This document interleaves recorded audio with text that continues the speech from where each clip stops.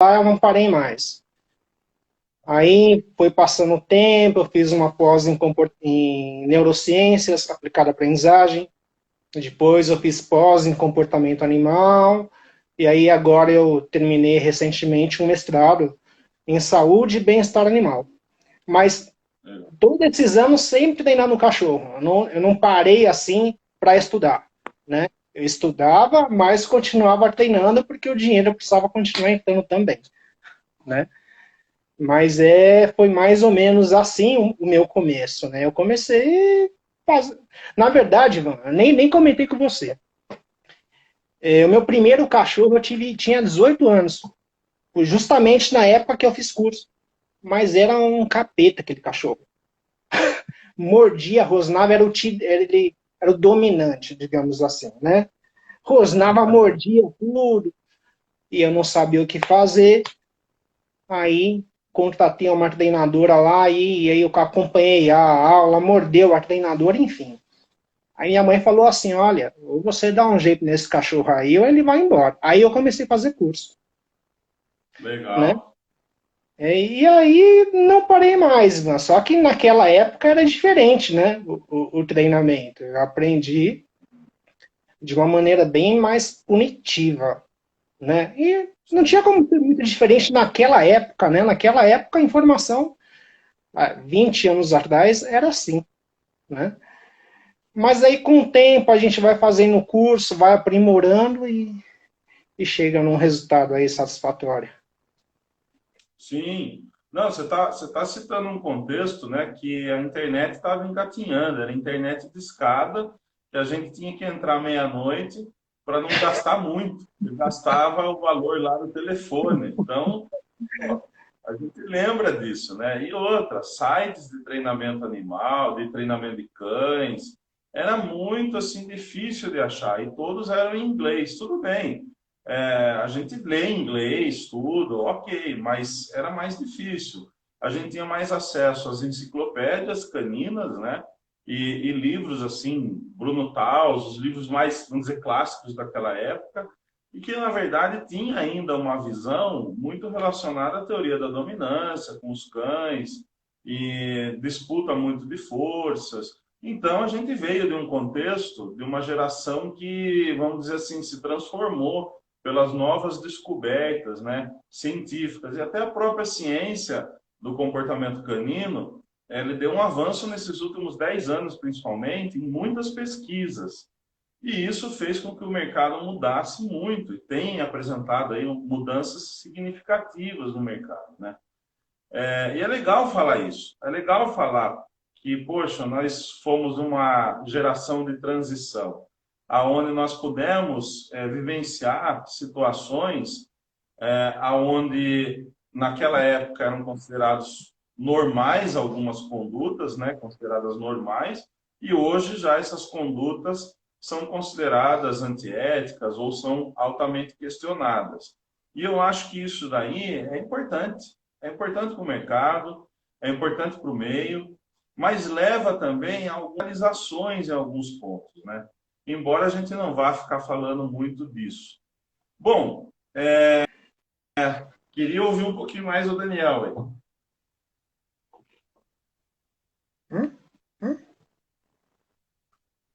Ouvir? Não, se você quiser falar mais alguma coisa aí do que a gente falou nessa introdução.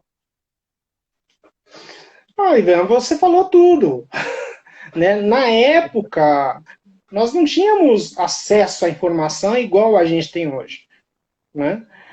E normalmente a informação que a gente tinha, infelizmente, girava em torno ali do reforço negativo e da punição. E aí isso perdurou aí uns bons anos até nós termos assim acesso a outros cursos e a internet e outras informações, né? E foi uma luta, cara, porque você tem que se retransformar. Você sai de uma época em que é normal, aí de repente você vai vendo as novas técnicas e você vai se readaptando, né? E não é muito fácil, mas com o tempo a gente acaba se adaptando a essas novas demandas, digamos assim. Sim, sim. Não, e tem que se adaptar, né, Daniel? Porque, de fato, assim, o que eu vejo de coisas boas é que aqui sempre demora um pouco para chegar, né? A partir da década de 90, houve um movimento dando ênfase mais a reforço positivo. Esse movimento ele é bem antes da década de 90, mas a década de 90 foi um marco, aí a década de 80 e 90, nessa questão de dar uma ênfase no reforço positivo, aonde Skinner já havia estudado essas questões e, no meio de treinamento de cães, foi enfatizado isso dentro de uma metodologia de treino que hoje a gente entende como adestramento positivo, o qual foi muito bom nesse contexto, porque querendo ou não, trouxe para o meio de treinamento o quê? Uma nova reflexão e, poxa, a parte da aprendizagem tem muitas coisas que pode ser feita sem precisar punir o cão severamente ou cobrar de uma forma mais severa, né? E isso tem a ver também com um pouco da história do adestramento, porque o adestramento iniciou-se, a gente pode dizer, nunca a gente vai saber, mas a partir do momento que nós, como caçadores e coletores, vimos vantagem em caçar com os cães, e a partir disso a gente começou a mudar a nossa conduta para modelar comportamentos nos grupos de cães, a gente pode dizer que ali iniciou-se o adestramento, né? De uma forma muito empírica. Mas, na verdade, ele se iniciou principalmente para cães de trabalho, então cães de pastoreio, cães de guarda e proteção, de fazendas, cães de caça, né, que iam caçar e fazer o controle populacional de ratos nas embarcações, e também, principalmente, no meio bélico, no meio militar, né? E isso carregou em si, o adestramento carregou em si, por conta disso, uma série de percepções e condutas um tanto quanto rígidas em relação aos cães. E, mais, vamos colocar assim, da década de 90 para cá, que começaram a surgir profissionais que não eram do meio militar, porque o conhecimento estava mais restrito a cães de esporte e a cães de trabalho. Então, profissionais como eu começaram a surgir, eu não surgi na década de 90, mas como eu, acabaram surgindo profissionais como eu, que são civis e que vão trabalhar no atendimento a domicílio. E a partir disso, Daniel, o que eu percebo? Que o adestramento ele começa a mudar a sua significação, começa a mudar o seu sentido. Uma vez que agora os cães passaram a ter um convívio maior, né, no seio familiar, até que se definiu recentemente o conceito de família multiespécie, e por conta disso, problemas de comportamento que antes não eram relatados passaram a ser relatados. E aí surge esse novo profissional que vai se especializar no sentido de buscar conhecimento, né? Porque o termo especialista mesmo tem uma série de questões aí que se pode ou não usar, mas especializar como buscar conhecimento para poder atuar nessa nova demanda que se forma. E essa nova demanda que se forma, ela está em constante transformação desde hoje. E isso nos levou, já vou abrir o gancho aqui, né, Daniel, e aí nós vamos continuar, nos levou a refletir sobre a questão das 5 liberdades do bem-estar animal, aonde Bramble, em 1965, ele definiu essas 5 liberdades como garantia de bem-estar animal. E aí, eu vou até virar aqui e nós vamos começar a dialogar a partir daqui, tá, Daniel? Que aí eu quero ouvir você também. Não sou eu que vou falar, não. Aqui nós temos, né, pessoal, lá, 5 liberdades, que seria o quê? É o que mais a gente escuta hoje a respeito de bem-estar animal na prática e na nossa relação com os animais, que seria livre de fome e sede, livre de desconforto, livre de dor, ferimentos e doenças, livre de medo e angústia e livre para expressar seu comportamento natural. E aí, em conversas com o Daniel, a gente tem conversado bastante, falou, poxa, isso é impossível de se praticar nessa literalidade, porque como vai definir medo e angústia? Isso é muito subjetivo e relativo de indivíduo para indivíduo. Livre de fome e sede. Pensa um leigo lendo de forma literal. Aí pode falar, não, se é livre de fome e sede, a ração tem que ficar à vontade. E a ração, a gente sabe que tem que ter um manejo correto, né? Aí o pessoal fala, não, mas o meu cão tem que escolher a hora de comer, livre de fome. Então isso leva a interpretações, muitas vezes, errôneas. Livre de desconforto. É vago nesse sentido. E vamos dizer, ao mesmo tempo, que Brembel definiu essas liberdades dentro de ambientes super controlados para animais de produção, não para animais domésticos. Aí, quando a gente vai para animais domésticos, a gente encontra esses questionamentos, tá? E vamos partir daí, né, Daniel? Por que devemos tomar cuidado em levar ao pé da letra as 5 liberdades? Porque elas acabam sendo vagas e, em muitos aspectos, elas acabam não tipificando, não classificando de forma minuciosa questões importantes envolvendo os diversos contextos práticos que, no caso, a gente vivencia na relação e no treinamento dos cães. E aí eu começo com o seguinte questionamento. Geralmente a gente pensa em treinamento só, né? Vamos pensar um pouquinho naquele cão que fica 8 horas sozinho no apartamento. Será que ele está livre de dor e desconforto, de angústia e medo? Né? Como que isso funciona? Então, vamos conversar sobre isso. Agora a palavra está com o Daniel. Então, Ivan, a respeito dessas 5 liberdades, né? Primeiro, fica complicado a gente passar esse conceito para o nosso cachorrinho, porque ele foi criado para animais de produção, lá em 1960. Não é um conceito atual. Aí, foi bem o que você falou. Livre de sede e de fome, né? Beleza. Ah, não. Se a gente for levar o pé da letra, a gente deixa lá a comida o dia inteiro. Aí o cachorro engorda, fica obeso.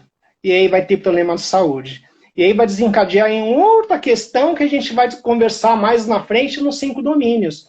Mas todas as liberdades a gente esbarra em um problema. Livre de doença, Ivan. Como é que você vai fazer? Como é que você vai impedir que seu cachorro fique doente? Não tem jeito, cara. Por melhor que você cuide, uma hora vai dar alguma coisa. Ou mais grave ou mais leve. Mas você não tem como impedir isso que aconteça. Então, livre para expressar o comportamento típico da espécie, Ivan. Como? Como? Né? Primeiro a gente entra em um questionamento aí. Qual que é o comportamento típico da espécie do cão doméstico? Né? Porque eu moro em apartamento, né? Então, o meu cachorro aqui tem um comportamento. Você mora em uma casa com quintal. É um outro comportamento. Né? Então é muito relativo isso, Ivan. Não dá para a gente se apoiar. O que a gente pode fazer é oferecer meios para que ele expresse melhor o comportamento dele. Né? Mas varia. Né? A minha cachorrinha no apartamento aqui, ela tem um comportamento. Se eu deixar ela hospedada com você, Ivan, muda. Muda o cachorro. Então não tem como a gente pegar e levar as 5 liberdades ao pé da letra hoje. Hoje não. Hoje nós temos outras coisas que a gente usa para mensurar o bem-estar animal. Né? E não é uma coisa assim tão quadradinha quanto são os 5 domínios, as 5 liberdades. Entende? Então, essa é a primeira grande questão.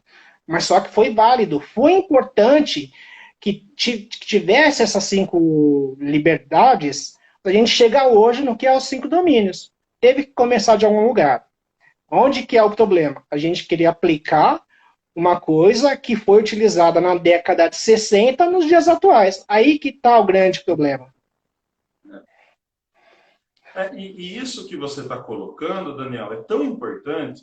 Eu estive na quinta-feira numa palestra do Donald Bloom, que é considerado um dos pais do bem-estar animal. Até comentei com você alguns tópicos que foram colocados. O Adroaldo Zanella, que é um pesquisador brasileiro, muito importante para a área de bem-estar animal, e eles levantaram questões importantes, cruciais para o nosso momento, e ao mesmo tempo, a gente começa a ver, e eu tive contato também essa semana com uma pesquisadora da área, aonde ela mesma disse, olha, até em zoológico a questão das 5 liberdades é impossível de se praticar, o que dirá os desafios que se tem também em animais domésticos, em cães, na sua convívio geral. E é interessante porque parece que quando alguém reflete sobre isso, e é isso que a gente veio fazer, parece que a gente está sendo meio que profano, né? Um herege. Nossa, como que vocês estão falando disso? Mas quando a gente vai olhar na prática, de fato, eu começo a pensar assim, o que é livre de fome e sede, por exemplo, um camelo é diferente para um cão. Isso tem que ser contextualizado, né? O que é livre de desconforto, tem cães que têm um limiar referente ao que seria desconforto para um outro cão diferente. Como eu vou definir isso? E aí tem uma tendência muito forte de definir de uma coisa bem rasa, né? Ah, um exemplo, se for usar, então, a punição positiva, vai gerar desconforto. Então, você não está praticando as 5 liberdades do bem-estar animal. Mas, ao mesmo tempo, quando a gente usa de sensibilização sistemática, gera desconforto. Quando a gente usa a punição negativa, também gera desconforto. A questão é entender as relações de contexto em que isso está presente e, dentro desse contexto, as questões de custo-benefício para aquele indivíduo e que faz parte de uma sociedade e que faz parte de um convívio comum. Eu penso assim, mas é muito difícil da gente trabalhar essas questões quando o pessoal se tem uma leitura muito literal, se apega na literalidade, né? Então é isso que eu acho que é legal a gente continuar falando, né, Daniel? Exatamente, Ivan.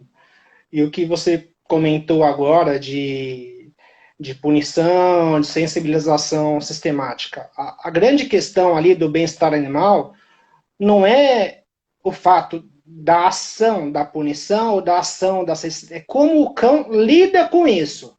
Isso que é o importante. E é uma coisa, não, foi preciso dar uma punição. Eu tentei tudo. Eu tentei mudar o ambiente, eu tentei fazer um condicionamento, eu tentei, não deu. Não deu nada. Ah, não, vou precisar dar uma punição. Beleza. No momento, pode ter dado ali um estado emocional ruim, no momento da punição, mas o que você tem que levar em conta é o depois. A vida que ele tinha antes da punição e o depois. Se o depois for melhor, pronto. Né? Você tem que melhorar a qualidade de vida. De repente você deu uma punição porque ele ia atravessar a rua e ia morrer atropelado. Quer dizer, Né? aí está resguardando ele, aonde? Como você falou, o contracondicionamento, o reforço diferencial, o reforço contínuo, não deram conta de resolver. E aí uma punição pontual vai estar de acordo com a definição de Bloom, que eu vou pegar o gancho, Daniel, e é isso, ó, o bem-estar do indivíduo é seu estado em relação às suas tentativas de adaptar-se ao seu ambiente. Ele fala de um estado, ele não fala de uma definição de uso de uma técnica. E aí ele coloca, trata-se de algo mensurável por meio de procedimentos técnicos e científicos e que, pautado pela objetividade, deve ocorrer de forma independente e livre de influências que lhe removam de seu foco principal. E continuando, trata-se das boas condições obtidas pelo animal para que ele possa manter satisfatoriamente sua homeostasia corporal e poder prevenir uma alteração de estado além de níveis toleráveis. Quando ele fala além de níveis toleráveis, é assim, se de fato eu vou usar alguma técnica que vai colocar esse cão em estresse crônico, de fato eu estou contribuindo para que esse nível tolerável não alcance, não se haja homeostasia. Agora, estresse agudo vai ocorrer a todo momento, em qualquer situação, né?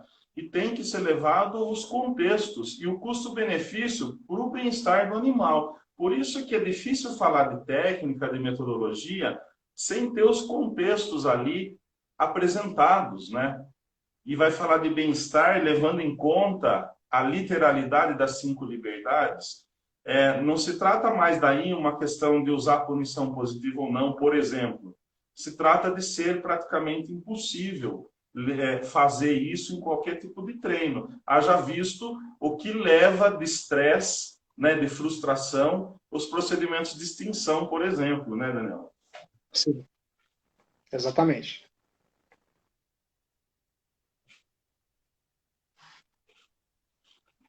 Bom, Vou puxar um outro gancho aqui, então, né? Deixa eu só mudar. Aí eu quero também ouvir a sua opinião, que é super importante. Eu hoje, quando falo para os meus alunos, Daniel, sobre bem-estar animal, os meus alunos que estão aqui podem dar o joinha, que são testemunhas, eu falo para eles, a nosso foco de atuação não é em bem-estar animal. Porque se eu focar só no animal, eu não estou focando no bem-estar humano. E aí, você me deu um exemplo agora, há pouco, no WhatsApp, e eu gostaria que você partisse do sofá. Uhum. Então, eu tenho que pensar no bem-estar humano, que é o bem-estar dos donos, eu tenho que pensar também no bem-estar do cão, e tenho que pensar no equilíbrio ambiental. O que é o equilíbrio ambiental? É o convívio comum. Então, se eu tenho um cão latindo o dia todo num apartamento, ele vai afetar o convívio comum também daquele ambiente. Não é só o equilíbrio ambiental no sentido de enriquecimento ambiental do espaço que o cão vive, mas também o equilíbrio ambiental no todo que ele vive. Então, tudo isso eu vejo que hoje é o nosso foco de atuação.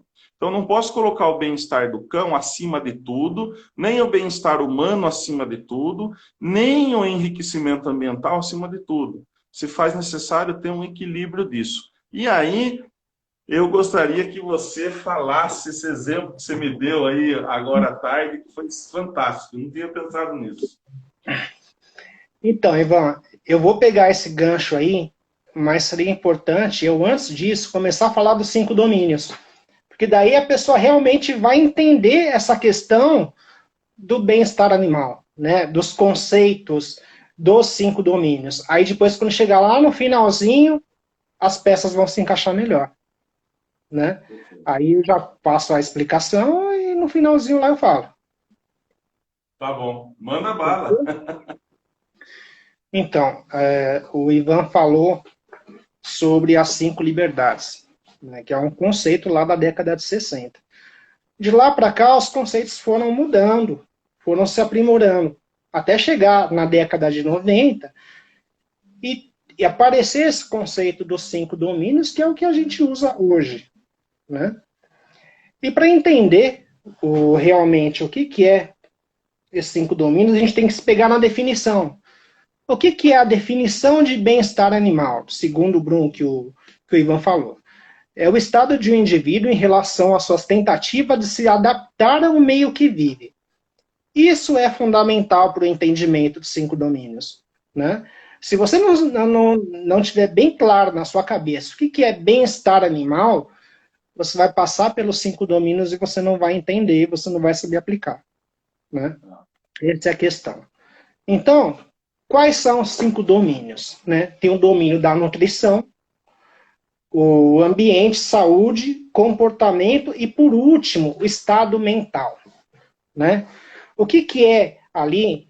Poxa, Daniel, mas é meio parecido 5 liberdades e 5 domínios, assim, você olhando por cima, mas tem diferenças ali significativas. Vamos supor, 5 liberdades, a gente pega lá, livre de sede e fome. Né? Temos ali um paralelo, o domínio nutrição. Ele não fala livre de sede e fome. O domínio nutrição é você oferecer água, comida de qualidade, na quantidade adequada para cada cão. Né? Esse que é o domínio atual, o domínio de nutrição é esse. Então, veja que já teve uma grande diferença aí das 5 liberdades, que era aplicado para animal de produção, e para os 5 domínios, que é largamente aplicado para várias situações. Aí, temos ali, falando das 5 liberdades, tem livre de desconforto e um outro domínio livre de medo e estresse. Se a gente pegar ali o domínio do ambiente, praticamente ele abraça essas liberdades. Por quê? Porque o domínio ambiente, você tem que oferecer para o animal um ambiente que proteja do frio, proteja do calor, que dê segurança para o animal, o máximo possível. É uma coisa importante para você se atentar com relação ao domínio, em nenhum momento ele fala que tem que ser 100%. Tem que oferecer o máximo possível, porque mesmo 5 domínios, para você fazer tudo no 100%, chegando lá no final, você vai ver, não dá. Não dá. Você vai ter um pouco mais aqui, um pouco menos ali, e aonde você tem um pouco menos, você vai agir, para que o animal consiga se adaptar a essa situação, né? Então, falei aqui do domínio ambiente, domínio saúde, né? Domínio saúde diferente da liberdade livre de doenças. Domínio saúde é o seguinte, Ivan, você tem que fazer o melhor para que o cão não fique doente. O melhor. Mas se ficar doente, você tem que solucionar. Onde está o problema? É você deixar doente e deixar piorar. Né? Essa é a questão. Então, esse é o domínio saúde. Bem diferente ali do livre de doenças. Aí a gente chega aqui quase no finalzinho. O comportamento, né? O domínio comportamento, que é diferente, e aí diferencia muito das lá das liberdades, que é livre para expressar o comportamento típico da espécie. Né? Os 5 domínios tem que fazer o melhor possível que ele possa expressar o máximo, mas não dá. Né? Para quem, vamos supor, no meu caso, que eu moro em apartamento, tem um cachorro. Nunca eu vou conseguir aqui 100%, né? Que o animal expresse o comportamento. E se eu deixar, ela vai se adaptar, só que ela vai destruir a minha casa. E aí vai dificultar o meu bem-estar animal, que o meu ambiente vai estar prejudicado. Né? Aí já começa a ter conflito. Né? Aí faltou por último, tá claro até aqui? A explicação tá clara? Tá ótimo, tá ótimo. Manda um Beleza. coraçãozinho aí, pessoal. Manda um curtir aí. Tá Beleza. ótimo. Aí, Ivan, a gente chega lá no último domínio, que é dos estados mentais, que é o mais importante para o bem-estar animal, né? Que é o que vai dizer para mim se o cachorro está adaptado ao meio que vive ou não. Lembra que eu falei que a definição seria importante? Então, a definição ela cai justamente aqui, né? Somando o domínio nutrição, domínio ambiente, saúde, comportamento, tem que dar um saldo positivo que o domínio estados mentais vai ser positivo, né? Aí, às vezes, não dá. Né? No meu caso, aqui eu tenho um bom manejo, mas o ambiente não ajuda muito. Então, eu ofereço condições para que a minha cachorra se adapte ao meio. Né? Não é o 100%, mas beleza, eu dou condições para ela. E essa é a grande diferença dos domínios e das liberdades. Né? Você vai definir se o animal tem bem-estar ou não, se o conjunto é positivo. Sim. Entende? E é lógico, né? A gente tem que ter parâmetros para saber se o está tendo bem-estar em algum domínio. Né? Porque senão cai no campo da subjetividade. Ah, não, eu acho. Aí cai no achismo e vai e lascou, cada um falou uma coisa. Né? Vamos supor, eu não vou passar agora em todos os domínios, vou passar em 2. Vamos falar assim, poxa, como é que eu vou ter um parâmetro no domínio nutrição? Como é que eu vou saber que está com uma boa nutrição ou não? Você vê pelo score corporal do cão. Como é que tá? O seu cachorro tá gordo, o seu cachorro tá magro, o seu cachorro tá no peso. É um parâmetro. Né? É um parâmetro para você saber se o seu animal está dentro ali desse parâmetro de nutrição. E uma coisa importante, Ivan, no quesito domínios, é que um parâmetro isolado dificilmente vai dizer para você se o seu cachorro está em uma boa condição de bem-estar animal ou não. Normalmente, ele está em conjunto com outras coisas. Né? Vamos supor. Diga. E aí, Daniel, só fazer uma observação e você continua que está excelente. Você falou de parâmetros. O que a gente tem hoje nas pesquisas é muito o parâmetro do cortisol. E esse parâmetro ele acaba tendo uma determinação médica biologizante do comportamento. E as indicações de parâmetros de bem-estar animal não se reduzem ao cortisol. O cortisol ele não contextualiza o contexto, né? Ele não vai contextualizar custo-benefício de muita coisa, ele vai ver aquele parâmetro.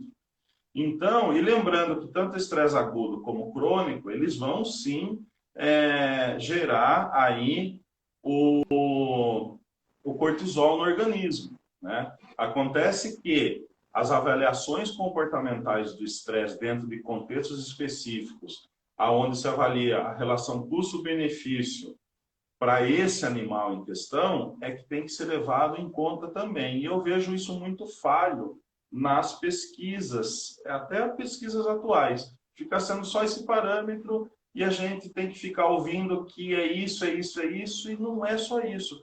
Eu acho que está havendo um certo equívoco, né? Fora a palavra livre, que leva a essa questão, né, Daniel? Livre é uma palavra muito forte, né? Mas é isso que eu queria pontuar. Continua aí, por favor, está excelente.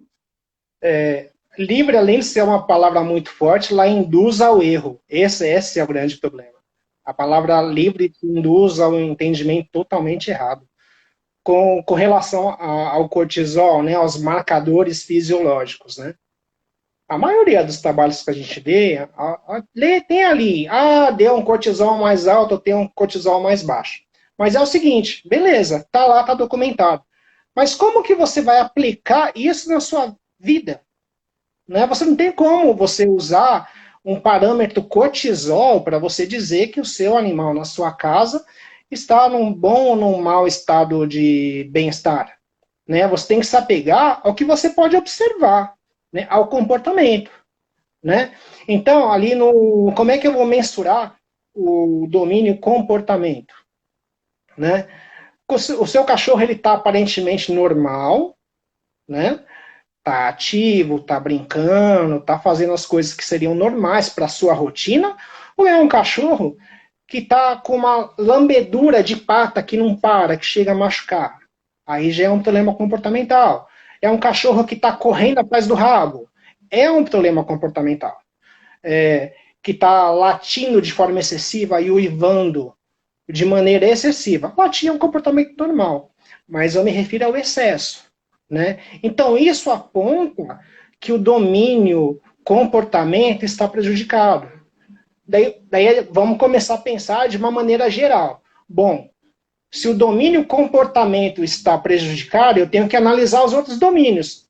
Então, possivelmente, o meu domínio ambiente não está favorecendo situações, não está favorecendo que o meu animal se adapte. Então, aí que entra o papel do adestrador. Né? O dono chega com um problema e você vai simplesmente equalizar esses domínios a fim de que o cachorro ele tenha uma condição satisfatória de bem-estar animal. Né? Então, é importante não só saber os domínios, você tem que saber mensurar. Né?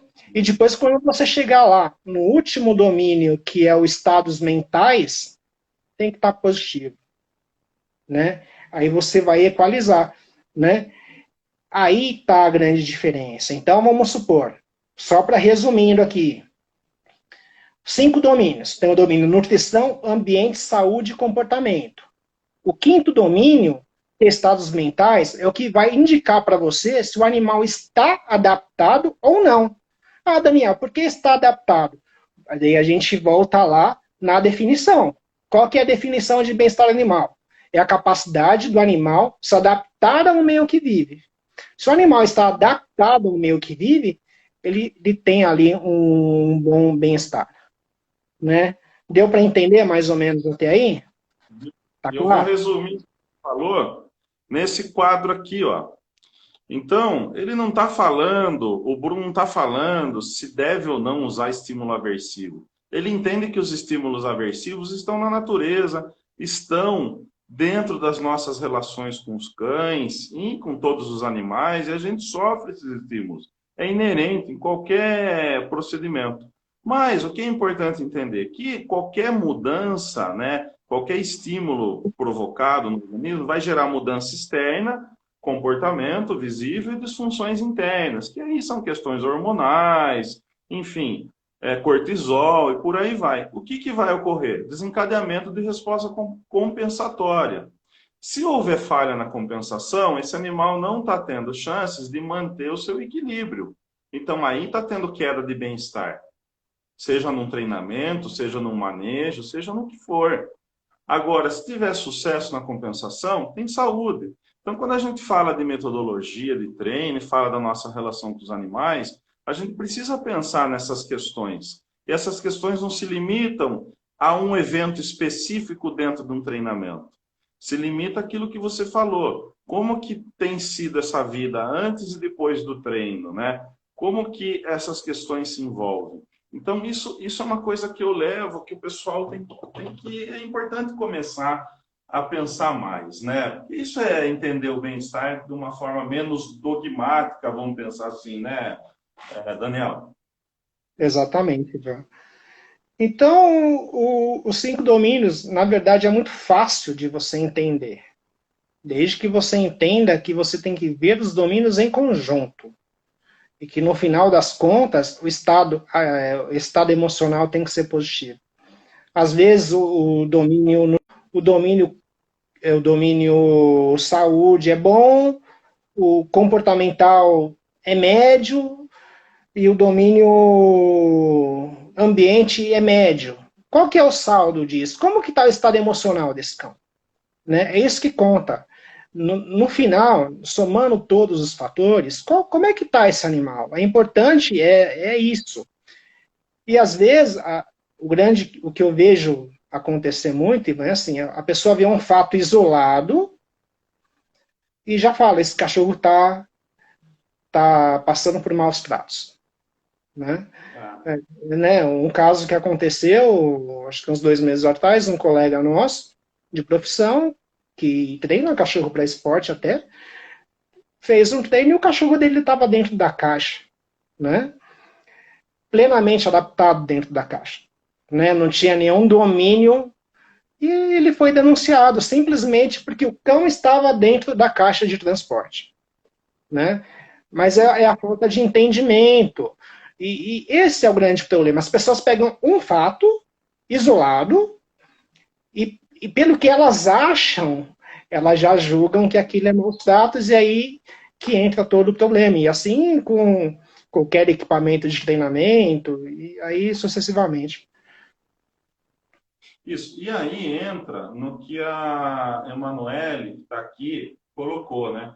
Isso seria compreender de maneira científica, né? E não de maneira subjetiva e ideológica. Sim, eu não vou dizer que seja que a gente esteja aqui achando que somos a ciência e ponto final, né? Mas de fato, a ciência, ela não é dogmática, né, Emanuele? Ela leva a nós a direcionamentos que foram testados pela metodologia científica, mas que elas precisam de interpretação adequada.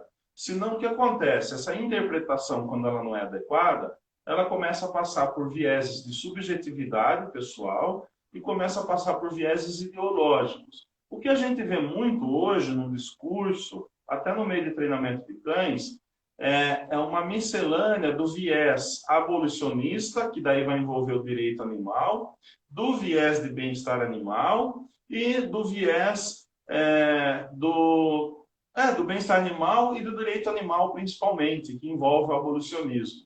Então, esses vieses estão, e da ciência animal, esses vieses, eles estão muito entrelaçados, de uma forma que muitas vezes eu vejo profissionais discursando, achando que estão discursando de bem-estar animal, mas na verdade o discurso está muito mais enviesado pelo abolicionismo animal e não pelo bem-estar animal. Muitas vezes eles estão dizendo de bem-estar animal, mas eles estão de fato defendendo o direito animal. E para isso, eu tenho uma definição do abolicionismo animal, Daniel, queria ler para o pessoal entender, né? O abolicionismo é uma abordagem dos direitos animais, que requer o quê? A abolição da exploração animal e rejeita a regulação da exploração animal. Então, o abolicionismo entende que a nossa profissão, por exemplo, é uma exploração do cão, é uma exploração do animal. Entende que a criação de cães é uma exploração do animal. Ela é baseada na ciência animal e em nenhuma outra característica cognitiva. Acaba considerando o veganismo a base moral da posição dos direitos animais e rejeita tudo que eles consideram ser violência, promovendo um ativismo em forma de educação vegana, não violenta e criativa. Lógico que isso é um resumo. Tem muitos livros bons, tem muita coisa boa que a gente lê no abolicionismo e abre a nossa mente. E chamamos esse movimento de abolição animal. O movimento abolicionista luta para que os animais não humanos, mas sencientes, que possuem sentimentos, também sejam possuidores de direitos. É daqui que vem a questão de não ser uma coisa, mas sim um sujeito de direito, tá? Então, essas questões elas acabam sendo entrelaçadas nos discursos que a gente vê, muitas vezes de treinadores. Aí fica, dá um exemplo, né? Uma ideologia de treino enviesada por discursos abolicionistas, justificadas por bem-estar animal. É uma bagunça, né? E isso acaba gerando interpretações errôneas na aplicabilidade dos conceitos nos treinos e até como uma visão interpretativa, às vezes, muito errada do que os próprios autores estão dizendo. Tem como ser caminho do meio? Emanuele, eu falo que não existem só dois caminhos, né?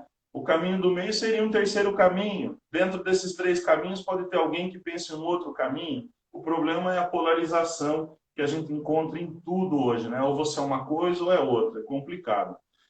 Vamos lá, Daniel. Então, eu só quis fazer esse adendo do abolicionismo para o pessoal entender, né, um pouco a diferença do abolicionismo. Não é nem para falar mal do abolicionismo. É uma visão que se tem em relação à nossa com os animais. É uma visão.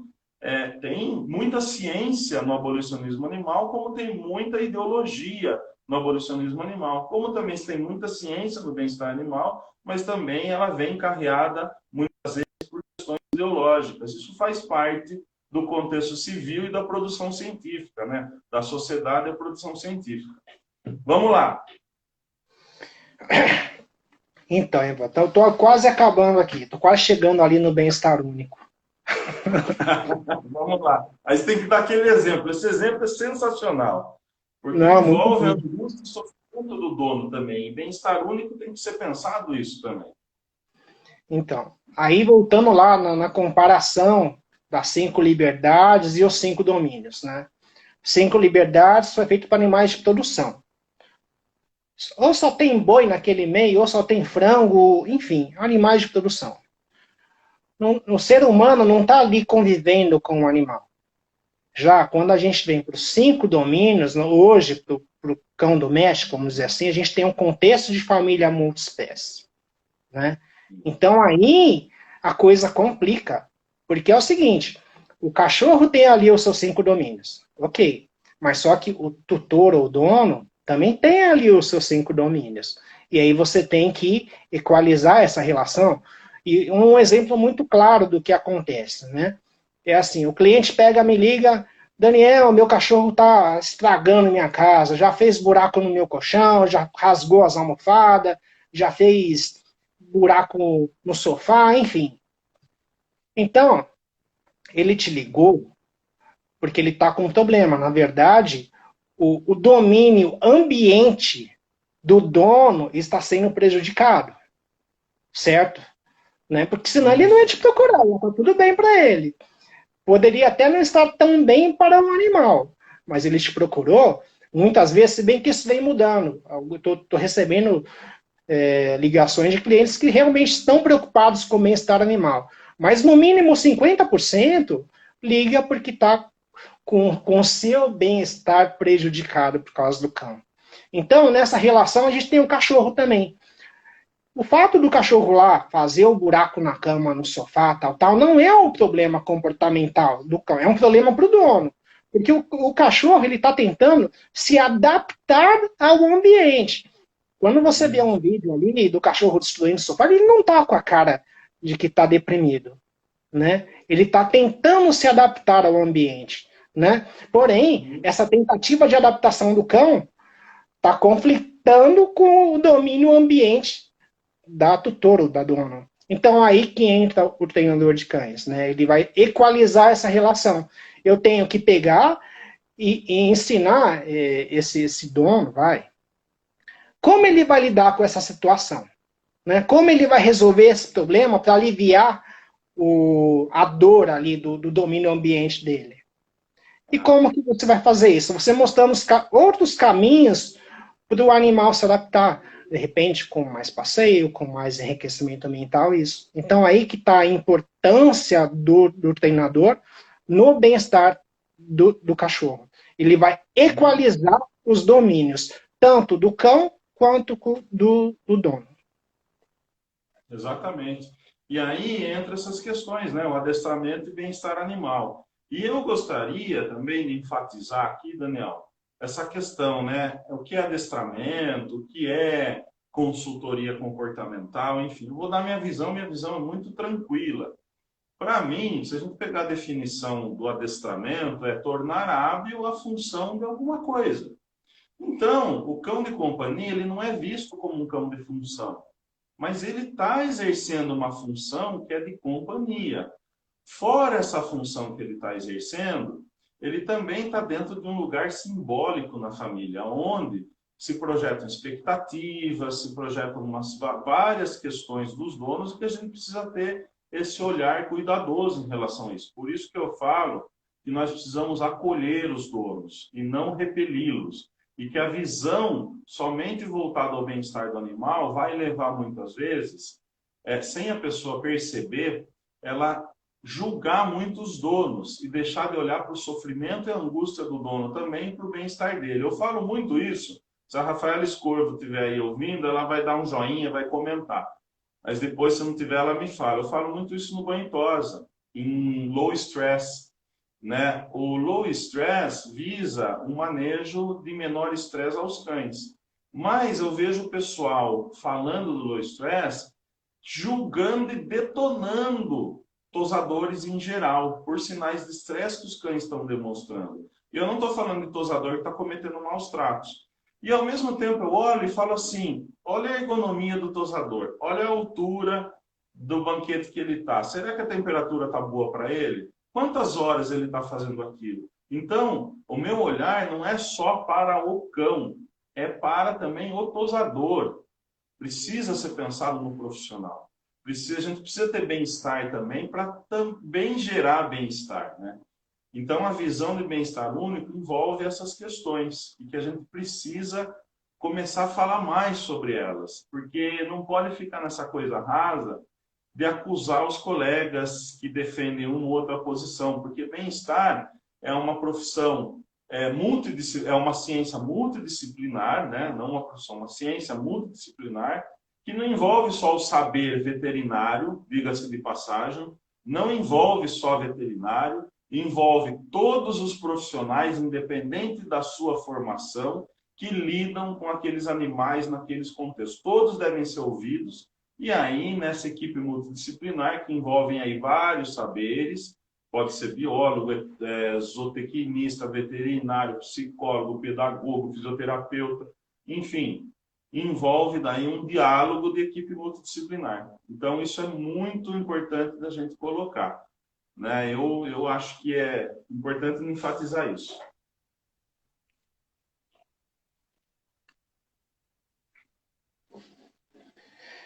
Isso aí, será que deu para entender todo mundo aí o que são esses 5 domínios, como é que aplica? Será que tem alguma dúvida? A aplicação é complicada, né, Daniel? Não é tão simples como o pessoal pensa, né? É muito mais complexa do que você pôr Sim, uma guia, um peitoral, seja um peitoral, um enforcador, seja o que for. É muito mais complexa do que definir com base nisso, né, que o pessoal fala. sim. Bom, aqui para terminar, eu vou terminar não, né? Eu vou começar a dar uma direcionada mais para o fim, falar um pouco do protocolo Lima. Por que eu vou falar do protocolo Lima? Quando a gente fala do protocolo Lima, muitas pessoas eles associam como um treino positivista. E, na verdade, tem muitos positivistas não, um treino positivo, né, de adestramento positivo. E, de fato, é um treino que visa menor desconforto ao cão, o uso de estímulos aversivos cada vez menos, né? Estímulos não, mas de punição positiva cada vez menos. E aí, se a gente pegar, ele está atrelado a questões de bem-estar animal e está atrelado, inclusive, ao uso da punição positiva pontual, eventual, né, se necessária. E eu vou ler para vocês aqui, vou jogar aqui a imagem, tá? Vamos lá. Então, o protocolo Lima, ele foi feito pela Associação Internacional de Consultores de Comportamento Animal, que tem essa sigla, IAABC, e apoia uma abordagem menos intrusiva e minimamente aversiva. Deram o nome de Lima, para modificação de comportamento e treinamento. Então, está aqui a sigla, tudo. E o que é? Né? Exige que os treinadores e consultores de comportamento usem a técnica menos intrusiva e minimamente aversiva, com probabilidade de obter sucesso em atingir um objetivo de treinamento ou mudança de comportamento, com risco mínimo de produzir efeitos colaterais adversos. E a isso, quando eu li, né, falei, mas eu li faz muitos anos, falei, mas é isso que é o protocolo, é isso que a gente treina, de fato está embasado. Bacana. É também um critério de competência, exigindo que os treinadores e consultores comportamentais sejam adequadamente treinados e qualificados para garantir que o procedimento menos intrusivo e aversivo seja de fato utilizado. Ótimo, é o que a gente sempre defende também. E eles têm uma hierarquia de procedimentos de mudança de comportamento. Nessa hierarquia, olha que legal. Eles levam primeiro a saúde física, nutricional, então está aqui bem-estar nutricional e físico, depois o ambiente, os arranjos que se faz nesse ambiente, tá? Controle ambiental e arranjo dos estímulos antecedentes do ambiente. O reforço positivo, está aqui. O reforço diferencial para comportamentos alternativos, a extinção, reforço negativo, punição negativa. Aí, dentro do reforço diferencial, pode colocar também o contracondicionamento. E aí, por último, eles não descartam que se possa usar uma punição positiva, mas eventual. Eles não estão defendendo a punição positiva. Eles estão dizendo, se puder, não use. No entanto, nós definimos alguns parâmetros aqui e incluímos a punição positiva. E isso também, o que ocorre, Daniel? Tem uma interpretação, às vezes, muito errônea do protocolo Lima, e quando vocês leem o protocolo Lima inteiro, ele está adequadamente embasado nas pesquisas que eu trago sobre os pesquisadores que falam, diferente de Skinner e Seidman, sobre o uso pontual da punição positiva. Ele está adequado a isso. Quando eu li, eu falei, mas isso aqui faz total sentido. Isso aqui está estritamente adequado aos defensores pesquisadores. Eu não estou falando defensor, uma pessoa que emite uma opinião. Com pesquisa, né? Está diretamente ligado a esses pesquisadores, está certo. Então, achei muito bacana de trazer aqui. Muito legal de trazer. Tá? E é isso. Agora, Daniel, fica à vontade para falar, para perguntar, enfim, a galera também para perguntar algumas coisas e vamos que vamos. Não, Ivan, a respeito ali dos 5 domínios, eu acho que falei tudo, né? Agora é mais matar alguma dúvida eventual que tiver e bora. É isso aí. Eu acho que assim, a gente precisa fazer mais live, né, Daniel? Sobre vários assuntos. Porque, nossa, a gente conversa tanto sobre um monte de assunto, as coisas vão, as ideias vão surgindo, né? E estudar isso, a gente descobre uma coisa aqui, descarta outras coisas, e fala, putz. E na verdade, eu acho que esse tipo de live ele é importante para o pessoal começar a ter esse contato. Que a gente, tanto eu como o Daniel, eu vou falar por ele aqui, mas ele pode falar também, a gente não é favorável ao uso da conduta meramente punitiva. Nós não somos favoráveis em defender uma conduta punitiva. Na verdade, nós somos favoráveis ao entendimento de que estímulo aversivo é diferente de punição positiva. Aí as pessoas podem pensar, como? Eu vou citar um exemplo aqui, dentre outros. A Emanuele falou da CrossFit. Eu não esqueci não, viu, Emanuele? Dor e prazer, ele está junto de qualquer ser vivo. O que acontece é que vamos pegar um atleta olímpico. O quanto esse atleta olímpico sente de dor? É muita dor. E isso são estímulos aversivos que vêm durante o treino e vêm depois, com dores no corpo. Mas o objetivo que ele tem, a aspiração que ele tem de chegar a um objetivo de ser campeão, ele é maior do que esses estímulos aversivos. Então aqui nós vemos estímulos aversivos ocorrendo, mas que não têm o efeito da punição positiva, porque se tivesse esse efeito, ele iria enfraquecer o comportamento e simplesmente esse atleta olímpico iria parar de fazer, de ter os objetivos. Sentir dor, eu paro. Então, é necessário entender isso, que os estímulos aversivos estão presentes, inclusive, em limiar de tempo onde esse reforçador positivo pode ser dado ou não, estão presentes em vários procedimentos que são utilizados, que não necessariamente sejam só a punição positiva, e aí eu concordo que um enforcador ou colar de elos, ele deve ser vendido sob uma orientação técnica, porque o dono vai fazer o quê? Vai colocar no cão, sem a mínima adaptação, o cão vai começar a puxar, e agora o fato de ter aversividade ali, o cachorro de fato está sendo enforcado, né?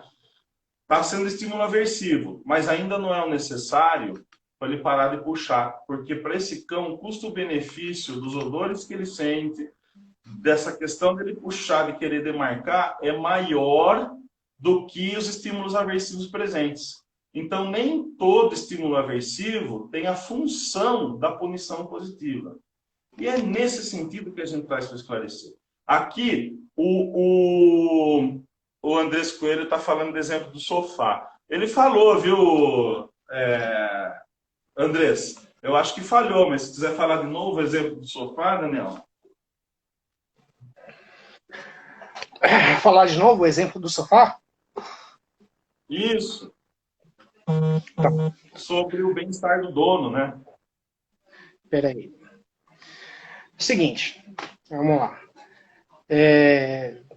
O cliente te liga e fala, olha, o meu cachorro aqui está destruindo tudo, né? Fez buraco no meu colchão, fez buraco na minha cama, está cavando as almofadas, enfim, né? Então, o que acontece? Por que essa cliente ligou para você? Por quê? Porque ela está com o bem-estar dela prejudicado. Vamos supor, se a gente pegar uma analogia ali dos 5 domínios, o domínio ambiente dela está prejudicado, né? Agora a gente vê o cão. O fato de ele estar lá cavando, tudo, isso não é um problema comportamental do cão, né? O cão ele está tentando se adaptar ao ambiente, né? Aí já está relacionado ao conceito de bem-estar animal. Ele está tentando se adaptar. E quando você vê vídeos assim no YouTube, alguma coisa do cachorro destruindo alguma coisa, ele nunca está com uma cara de depressivo. Ele está achando um barato, ele está achando uma delícia rasgar tudo, né? Mas aí existe um conflito do bem-estar do proprietário, né? E do bem-estar do cão. Enquanto um está tendo seu domínio ambiente prejudicado, o cão está tentando se adaptar ao meio, e aí que entra o adestrador para equalizar essa relação, né? Vai dar orientação para o tutor de como que o cão não se comporte assim. E como que vai fazer? Você vai oferecer meios que o animal se adapte melhor ao ambiente que ele vive, né? Você vai equalizar essa relação. Aí não se trata simplesmente dos 5 domínios aplicado ao cão, porque está ali na família multiespécie, né? O bem-estar único, né? Então o exemplo do sofá foi esse. Ótimo. Bom, eu queria aqui trazer mais uma breve reflexão para a gente finalizar, e aí a gente finalizar, e aí, lógico, o Daniel é livre também para abordar qualquer coisa que ele queira dentro do que a gente está falando. Eu recebi uma pesquisa que saiu ontem, muito boa, sobre tipos de treino. Avaliaram 3 tipos de treino, né? Um treino considerado misto, um treino considerado aversivo e um treino considerado positivo. Estou traduzindo essa pesquisa, leio todas as pesquisas que surgem, mas o que eu vejo que falta nessas pesquisas, falta contextualizar melhor a relação de custo-benefício dos contextos, porque, de fato, se eu pegar num ambiente controlado, não teria necessidade de usar punição positiva, como, de repente, eventualmente, em alguns casos, eu poderia. Então, ao meu ver, Daniel, eu vejo que o pessoal fica, de alguma forma, reproduzindo as descobertas de Skinner, mas de formas parecidas e com cães. E aí vai chegar-se ao mesmo resultado sempre. Ao passo que não é uma questão de negação daquilo. Não, não precisa ninguém me convencer ou convencer você da importância do reforço positivo e convencer que a gente deve ou não usar. A gente usa. Mas as pesquisas, ao que me parece, carecem de uma contextualização maior no que se trata as variáveis do convívio dos cães na sociedade e com a gente. Porque dentro do laboratório, lógico, tudo que envolve treinamento com punição, é óbvio, não precisa ler a pesquisa para saber o resultado, né? Eu leio porque eu gosto, quero aprender, eu estou traduzindo aí, enfim, tá beleza, né? Vou traduzir, tem uma pessoa que vai traduzir para mim aí, vou ler direitinho, já li em inglês, mas vou ler em português, ótimo. Mas as coisas estão carentes de contexto. E muitas vezes o que se descobre em pesquisa científica não se tem necessariamente uma aplicabilidade prática. Quem falou isso? Sou eu? Não. Foi o próprio Daniel Mills, que é um grande pesquisador. E não no sentido de invalidar nada, no sentido, de fato, de trazer esse tipo de reflexão para o meio acadêmico. E eu acho isso super importante quando a gente fala de comportamento. Senão, fica de novo aquela coisa. Não, tá vendo? É isso. Tá, não é comigo, com você, com a Emanuele, que o pessoal tem que lutar contra, né? Vai lutar contra o outro extremo. Aí tudo bem, o cara que só quer dar porrada no cachorro, que só usa punição positiva a todo momento, é só isso, brigue com eles. Vocês estão brigando no caminho errado. O que a gente luta, e eu luto, é para que a gente tenha autonomia na nossa escolha e, perante a lei, elas existem não por acaso, cada um responda pelas suas ações, caso isso venha a ser necessário. E não uma ideologia que sequestra a ciência ou que sequestra o bem-estar animal, vai ditar para a gente o que a gente deve fazer. Mas, de alguma forma, para terminar, eu não vejo que isso seja tão ruim. Por quê, Daniel? De alguma forma, tem se falado mais de bem-estar animal, mesmo que o público, a sociedade civil, não entenda muito bem o que é isso. Tem se falado mais. Eu acho que falar mais de bem-estar animal é importante para a sociedade, para os cães e para a gente. Beleza? Vamos Beleza. lá. Não, é isso, Ivan. E é aquela coisa, né? É uma frase que eu tenho para mim. A pior maneira de maus tratos é a falta de informação, Ivan. Essa é a questão.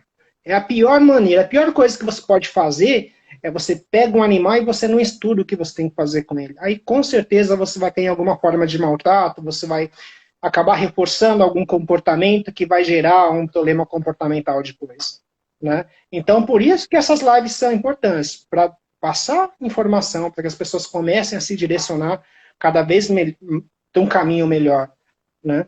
E é isso aí, Ivan. Maravilha. Daniel, cara, gratidão pelo convite. Você sabe que aqui entre a gente não tem frescura, não tem melindre. A proposta Uhum. é fazer uma live por semana, todas as sextas-feiras. Agora, lógico, né, Natal e Ano Novo vai ser sexta, depois eu vou tirar umas férias aí, vou voltar lá pelo dia 10, 12 de janeiro. Aí vou voltar com lives também. Foi muito bom o bate-papo, enfatizando, eu não estou falando aqui com um treinador de cães que está emitindo apenas a sua opinião, mas sim um pós-graduado em comportamento animal, um pós-graduado em neurociência da aprendizagem e mestre em saúde e bem-estar animal, aonde eu também tenho minha graduação em psicologia e atuo na área. Nós não estamos falando de negacionismo da ciência, nós não estamos falando de uma opinião leiga e senso comum. Então, isso é importante o pessoal entender cada vez mais. E que a ciência tem interpretações diferentes do mesmo fenômeno. E essas interpretações passam por pesquisas com entendimentos diferentes. Como é o caso, por exemplo, da punição positiva, aonde não se deve atacar quem traz a outra ideia científica.